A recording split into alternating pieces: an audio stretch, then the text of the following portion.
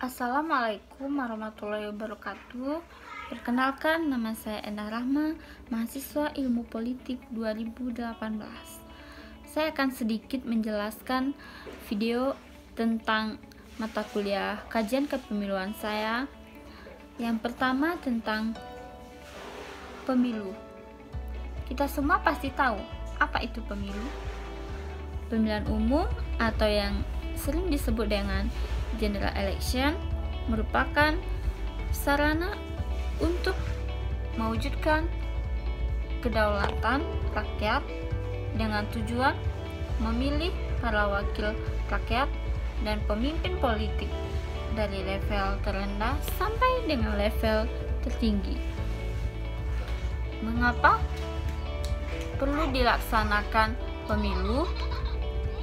Salah satu alasan politiknya, pemilu adalah sebagai sirkulasi kekuasaan politik.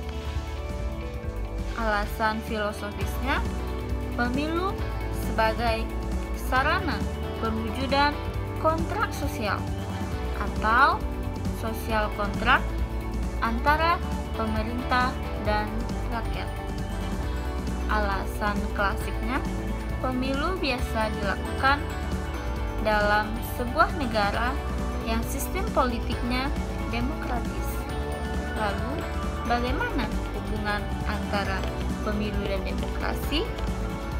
Pertama, ciri penting bagi suatu sistem politik di mana tidak ada negara yang disebut demokratis jika di negara itu tidak ada pemilu yang bebas, jujur, dan adil yang dilaksanakan secara rutin untuk memilih wakil-wakil rakyat atau pemimpin politik. Kedua, produk dari proses demokratisasi. Pemilu merupakan konsekuensi logis dari diperluasnya hak-hak politik rakyat. Ketiga, pemilu merupakan alat untuk mengukur dan menentukan kualitas dan kuantitas demokrasi. Keempat, demokrasi sendiri merupakan produk-produk dari rasionalisasi kekuasaan politik. Pemilu dan demokrasi merupakan ibarat dua sisi dari satu keping mata uang. Suatu negara tidak bisa dikatakan demokratis apabila tidak ada melaksanakan pemilu. Sebaliknya, suatu negara tidak akan bisa melaksanakan pemilu yang demokratis jika negara tersebut tidak memiliki sistem politik yang demokratis. Salah satu tujuan dari pemilu adalah untuk memfasilitasi berlangsungnya secara damai sukses kekuasaan yang dipilih secara periodik. Tujuan selanjutnya, pemilihan umum sebagai sarana penyaluran hak-hak asasi warga negara, terutama hak politik. Adapun asas pemilu yaitu luber jurdil, langsung, umum, bebas, rahasia, jujur dan adil. Berikut akan saya jelaskan tentang list proportional representation system. Di dalam setiap pemilu, list proporsional setiap partai politik atau kelompok menampilkan sebuah daftar calon untuk daerah pemilihan beranggota banyak atau multi-member electoral district. Memilih untuk partai dan partai akan mendapatkan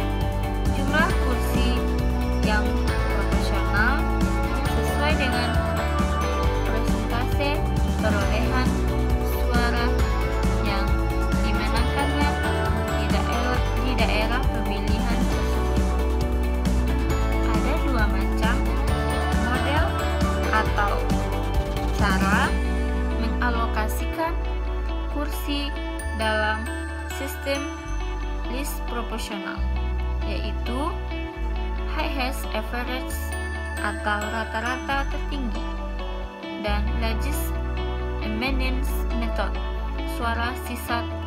sisa suara terbanyak.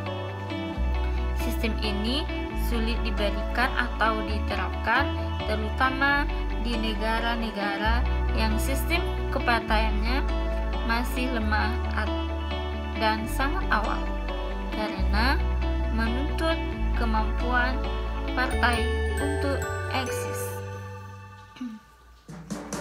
Varian sistem proporsional system atau the electoral system terbagi atas tiga. Yang pertama, plurality majority. Yang kedua, semi proportional. Yang ketiga, proportional representation. Plurality majority ini terbagi pula menjadi empat. Yang pertama, first past the post, block vote, alternative vote, dan curang. Dan semi proportional ini terbagi menjadi dua. Yang pertama, parallel vote, dan yang kedua, single non-transferable vote.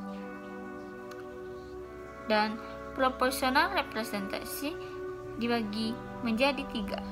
Yang pertama, proportionalist, yang kedua, STF, dan yang ketiga, mixed member.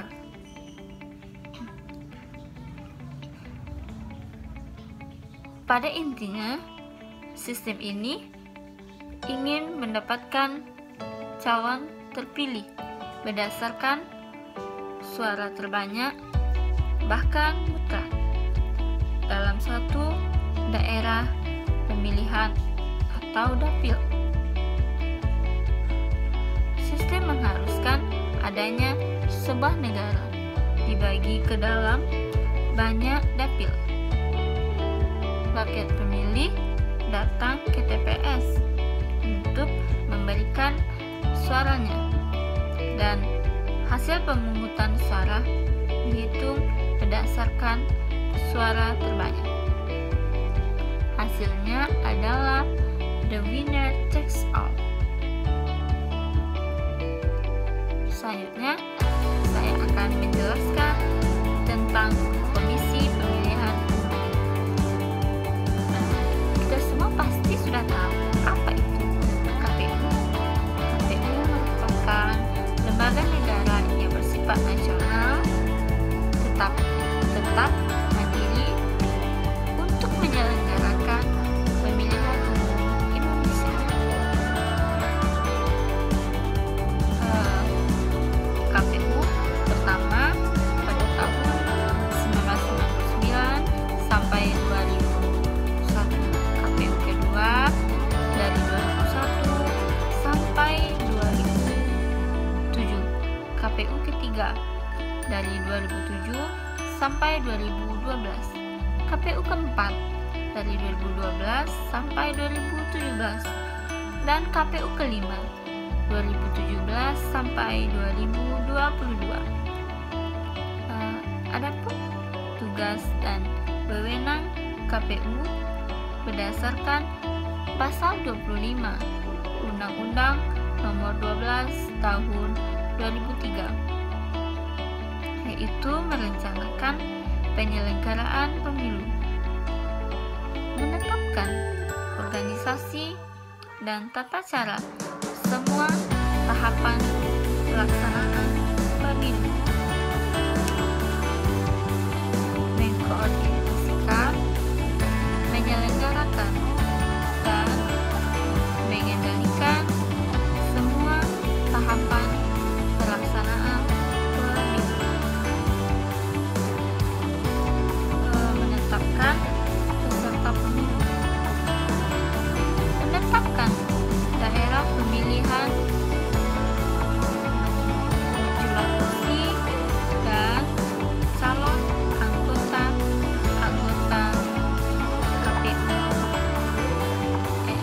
anggota DPR, DPD, DPRD provinsi, dan DPRD kabupaten, atau kota.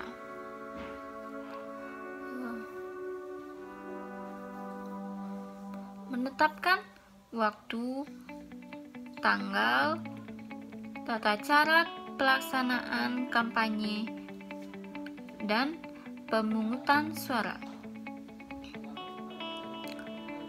Menetapkan hasil pemilu dan mengumumkan calon terpilih anggota DPR, DPD, DPRD provinsi, dan DPRD kabupaten atau kota.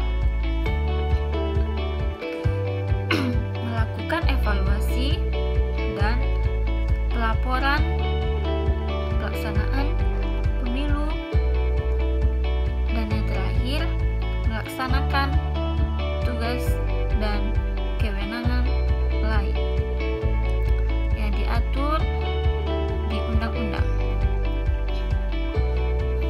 Berikut saya akan jelaskan sedikit singkat tentang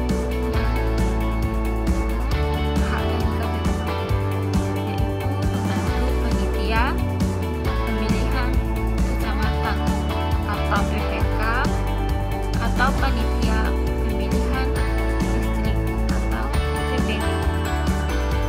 Itu adalah salah satu dan salah satu kewajiban dari KPU, yaitu memperlakukan pemilu secara adil dan serta guna menyukseskan pemilu.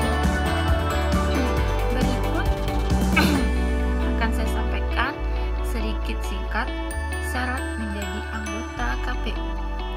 Salah satunya yang terpenting adalah warga negara Indonesia, berusia minimal 35 tahun untuk calon anggota KPU pusat dan minimal berumur 30 tahun untuk calon anggota KPU provinsi, kabupaten, atau kota. Dan salah satu syarat menjadi anggota KPU itu berdomisili di wilayah Republik Indonesia bagi calon anggota KPU pusat dan di wilayah provinsi atau kabupaten atau kota dengan menunjukkan atau membuktikan kartu tanda penduduk atau KTP. Terakhir, pemberhentian anggota KPU. Anggota KPU dapat diberhentikan apabila pertama meninggal dunia. Yang kedua, mengundurkan diri dengan alasan yang tidak dapat diterima atau tidak logis. Yang ketiga, berhalangan tetap. Dan yang terakhir, diberhentikan secara tidak terhormat. Pemberhentian anggota KPU harus didahului oleh verifikasi oleh DKPP atau Dewan Kehormatan Penyelenggara Pemilu. Karena adanya pengaduan dari penyelenggara pemilu, demikian penjelasan singkat saya tentang mata kuliah kajian kepemiluan. Saya tutup dengan Assalamualaikum warahmatullahi wabarakatuh. Saya Endar Rahmadewi pamit undur diri.